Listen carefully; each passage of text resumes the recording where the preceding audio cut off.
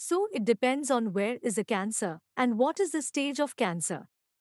For example, if it is ovarian cancer, if the tumor is completely resectable, we do surgery and it is followed by chemotherapy in most of the patient.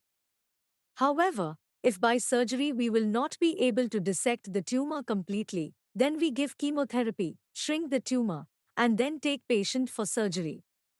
As compared to this, in cervical cancer, surgery is possible in early stages. In advanced stages, if surgery is not possible, then we concurrent chemotherapy and radiation therapy because here the chemotherapy is going to increase the effect of radiation therapy.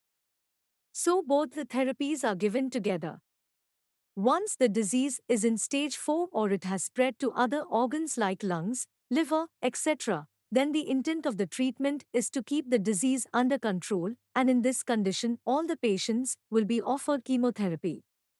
So, if the disease is metastatic and the tumor bulk is causing pain to the patient or the tumor has spread to an organ, for example, if tumor has spread to the liver and there is pain in the abdomen or tumor has spread to the bone and there is pain in the bone, in such cases, when we give chemotherapy and the tumor shrinks, the burden of the disease decreases and the pain increases.